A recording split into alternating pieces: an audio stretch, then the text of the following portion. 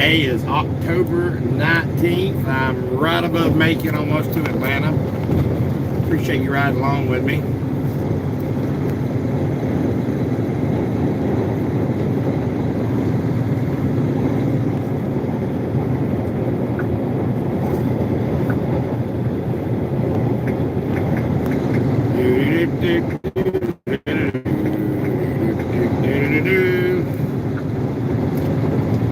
Anyways, so let's talk today about trucker getting bad news. That's the subject that I was thinking about that I want to talk about.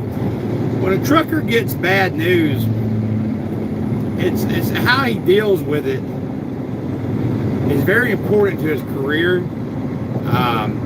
There's different types of bad news. Like, what do you do in a situation where, if somebody dies, or let's say somebody's about to die, or what defines an emergency? So let's talk about that for a minute. Let's say you're 500 miles away, and all of a sudden you get a phone call saying that something has happened, and you need to get home.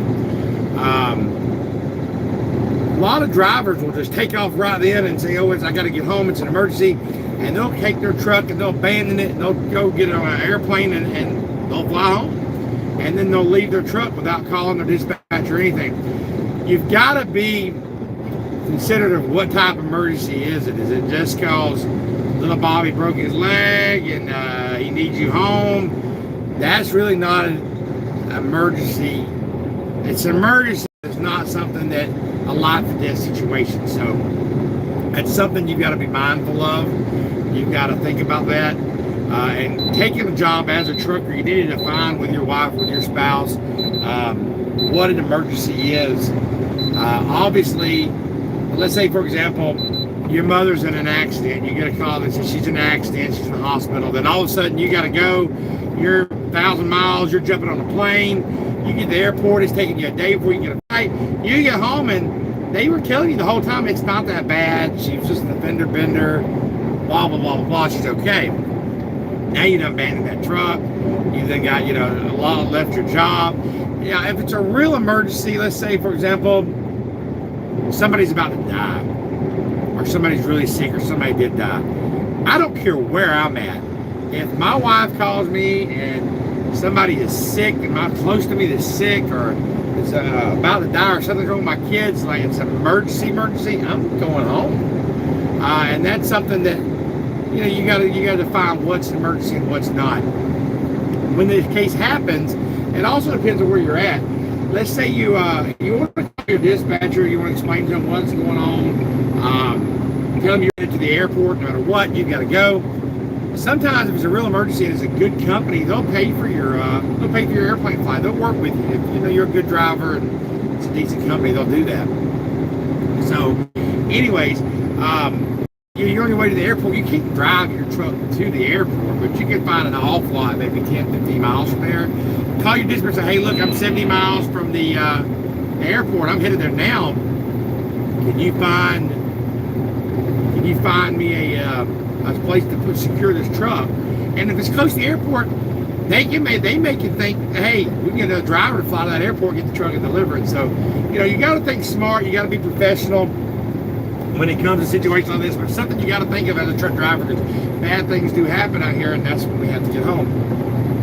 If I'm 100, 200 miles from my house, and I'm almost to the delivery place, let's say I'm 10 miles from delivery, then I may just go ahead and just drive that truck to delivery, drop it off in their parking lot, get me an Uber, go, get home.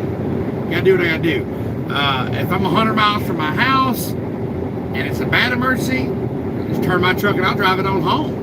And I'll call my dispatcher and tell them what I'm gonna do. But you want to make sure, loved ones and spouses, if you got a trucker out there, make sure it's a real emergency, not just something, because we get panicked out here, and if it's a bad emergency, and it's not a bad emergency, we could lose our jobs and a lot of things can happen. So make sure, and then plus driving 100 miles, being with your heart pumping and nervous, distracted, it can be dangerous also. So how we handle the news out here and how we get the news is very important. So that's just a topic that I wanted to talk about there for a minute. Bring along with this ride along with a trucker day.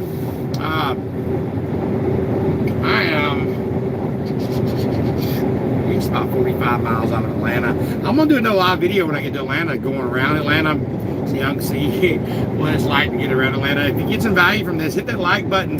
Subscribe to my channel if you're new and you like these little ride-alongs. Just started doing them. Sunday was the first day. I'm not sure what type of content y'all like to see out here, if y'all like just the ride-alongs or if y'all like just the CDL tips and stuff. So just let me know.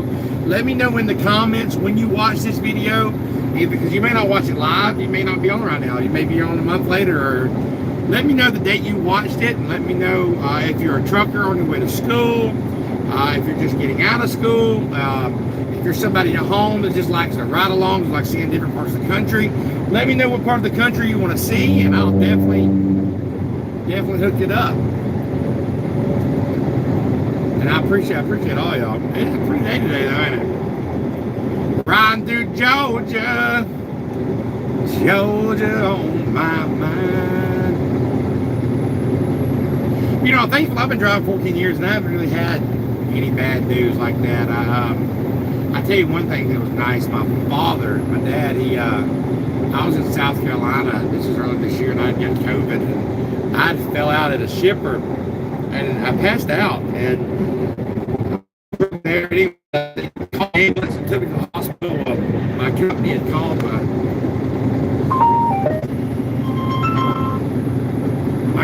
called my dad and called my wife, and my dad drove from Atlanta all the way up there to check on me, and I'll never forget that. But I'm lucky that I never had to deal with any bad news, but I guess it was scary for Dad to do that. But anyway, long, and I'll talk to you next time.